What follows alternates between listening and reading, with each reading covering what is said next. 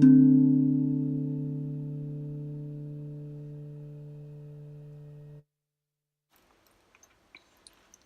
everyone.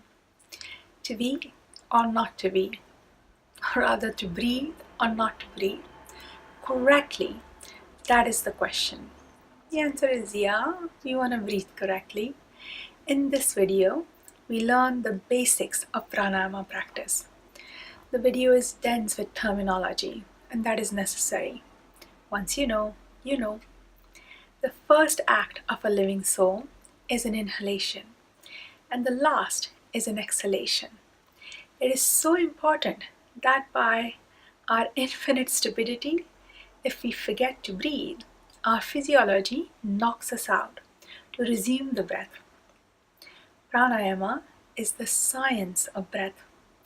Sanskrit word prana translates to vital force, and ayama translates to restraining, retaining, and extending, or in this case, control and expansion of the breath. Pranayama enhances memory, intelligence, creativity. It improves neural functions, balances our nervous system. Pranayama increases metabolism, maintains samabhava, emotional health and equanimity. Our yoga text lists benefits of each pranayama, and you may think some benefits sound fantastical claims. It's very important to know that these are for advanced practitioners. Sage Patanjali has given us 3 progressive levels. Uttama practitioner, intense practice, pranayama is done 4 times a day. Early mornings, early evenings, midday, at noon, and midnight. And each sitting, there are 80 rounds of pranayama done. It comes to about 8 hours of practice a day. Now this daily practice is sustained without a break for the entire year. Okay, Madhyama practitioner, a moderate practice. The student has already gone through body transformation with asana practice, follows a restrictive diet, and is adept in bandhas and the body locks, where they move pranas, the energies, with practice of pranayama. They practice 3 times a day, every day. Adhama practitioner, the beginner level, is where we are at in this series of videos. You will definitely benefit, but the benefits will correspond to your level of practice. So here we go. By nature, inhalation is nourishing and exhalation is cleansing. We want to increase the incoming breath in length and completely empty the outgoing breath. So let's talk about physiology of our respiratory system. We have a muscle called diaphragm that separates thorax from the abdomen. Its sole purpose is to aid in breathing. When deployed correctly, it allows for a deeper, fuller inspiration. And when relaxed correctly, it allows for a complete expiration. It's a muscle, and like any other voluntary muscle in the body, it can be trained and made stronger.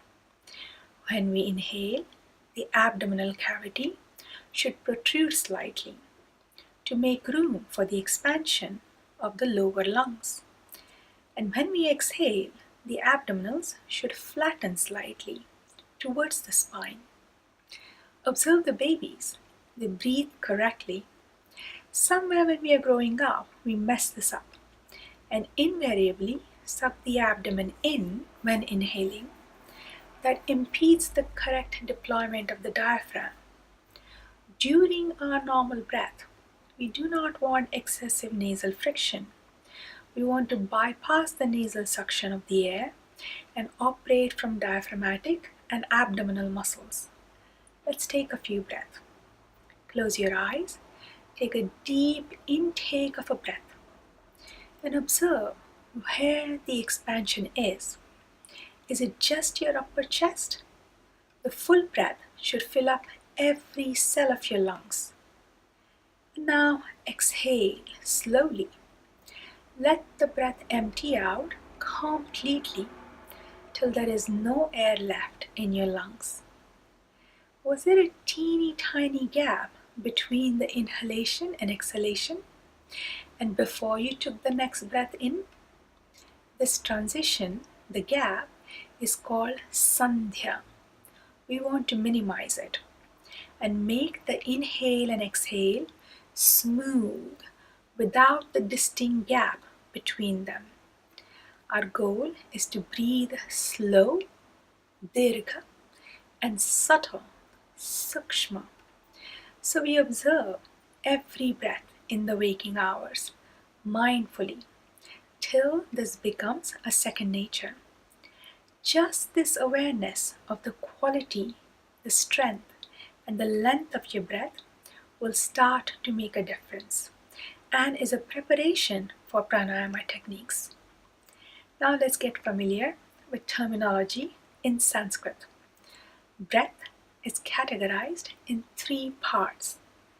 Inhalation is puraka, retention is kumbhaka, exhalation is rejaka. Of this, the retention, the kumbhaka, is further categorized in sahita with kumbhakas. So, antara kumbhaka, retention with lungs full of air after inhalation, and bhaya or shunya kumbhaka with lungs emptied of air after exhalation. And then there is kevala kumbhaka. Kevala kumbhaka is suspension or arrest of breathing without real voluntary intervention. Kevala kumbhaka is not practice. It happens in Sahaja Samadhi. Now heed my warning. The bhaya and the kevala kumbhaka practices are not for the beginners. If performed incorrectly, it will create multitudes of problems, both physical and mental.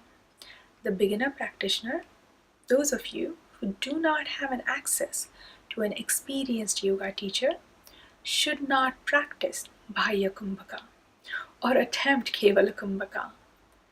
I have adjusted the pranayamas in the following videos accordingly. Bandhas. The Sanskrit word bandha translates to a lock. In this case, a body lock. There are 3. Mula bandha at the perineum, Uddiyana bandha at the navel, and Jalandhara bandha at the glottis. We will only use Jalandhara bandha. The Sanskrit word jalan and dharan translate to net and flow. In this case, closing the net on the flow of the breath. How to engage Jalandhara bandha? Sit with your back straight and the sternum should lift. The shoulders should round forward. Do not lift the shoulders, it doesn't help. The neck contracts and the underside of the chin rests in the groove of your neck. Jalandhara bandha is held at the end of the inhalation. Jalandhara bandha will help us to retain air during antara kumbhaka with the lungs full of air. To release the lock, lift the chin and relax the sternum down. Let the shoulders go back and then we exhale. If you have any cervical vertebrae issues such as spondylosis or have vertigo or have high blood pressure or heart disease, do not practice Jalandhara bandha. Let's talk about pranas briefly.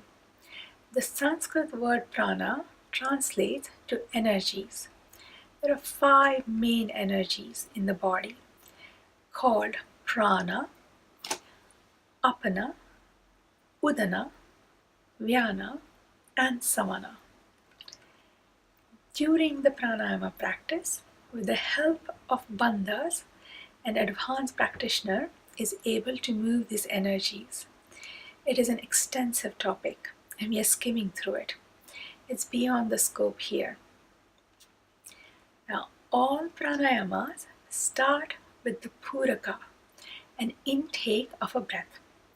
In some techniques, with both nostrils, and in some, with either the left or the right nostril. Pranayamas should be practiced facing east or north direction. Sitting postures for pranayama.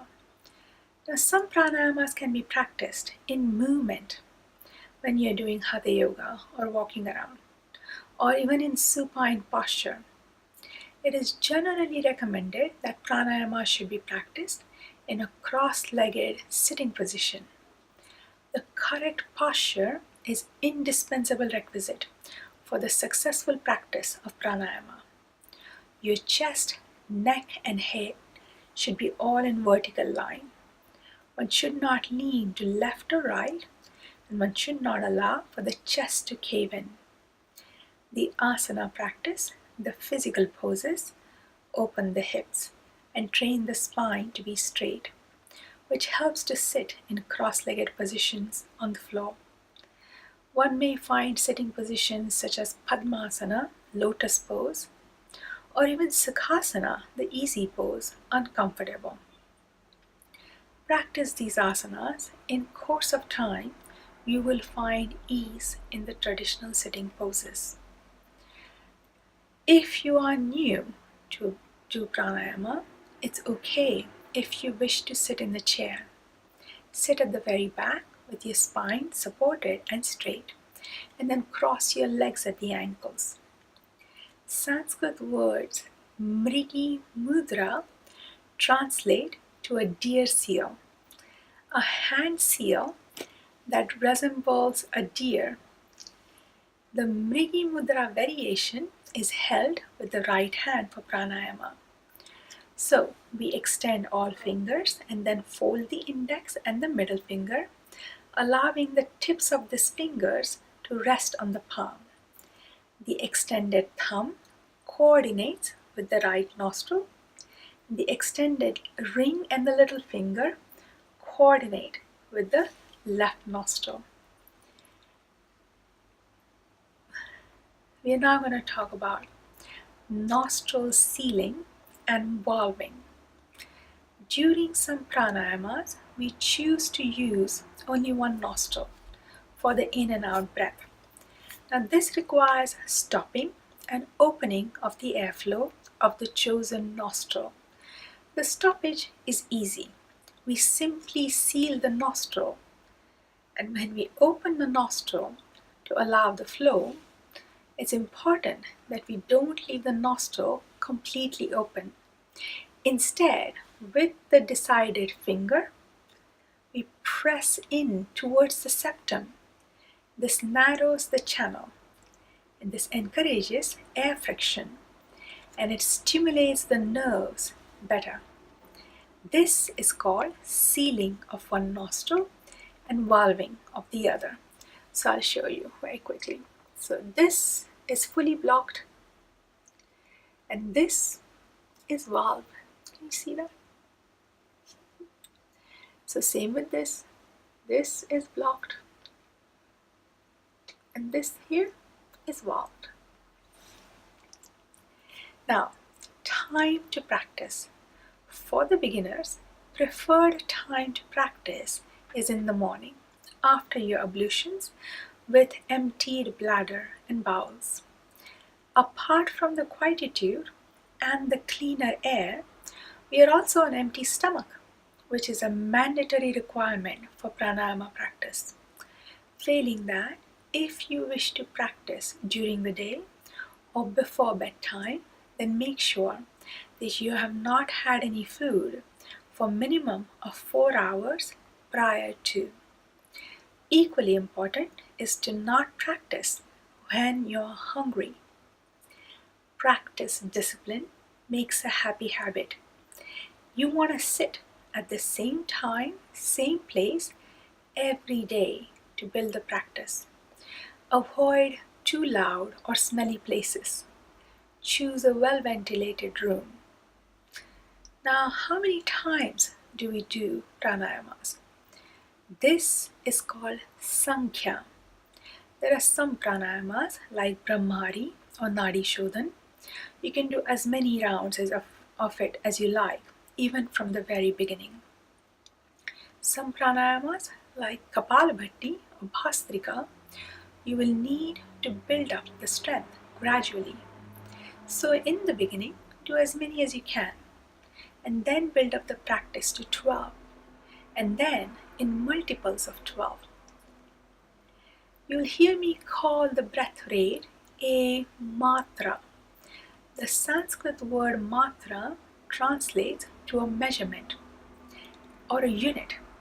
In this case, matra is a respiratory unit of kala, the duration of the breathstroke. One matra is approximately 1 second. How to count the rounds? With your left hand, with your left thumb, we are going to move the house on the remaining 4 fingers like so. One round of pranayama is one house. The count of 12 rounds makes a shape of a shell. Rest the left hand comfortably on your left thigh. Now let's talk about bhav. The Sanskrit word bhav translates to a state of being or becoming, an attitude, an intention of immersion in one thought, a gratitude to divine energies. Each pranayama has an intention. When pranayama is practiced with bhav, you will get better results. Time has come, my dear student, for your homework assignment. If you were to sound out our breath, it would sound like so, hum. The so of the inhale and hum of the exhale. This is a sound of the universe, the sound of the stardust flowing through time eternal. Every chance you get, bring your thoughts to this limitless part of you. Breath is a link our souls have to the divine. Now, if this is too hippy-dippy for you, then just respect your breath. Chant Soham. Mind the gap, the sandhya. Between the inhalation and exhalation, there is any gap, minimize it, eliminate it. Go smooth and long. Soham is an ajapa mantra, should be chanted silently. Practice. See you soon.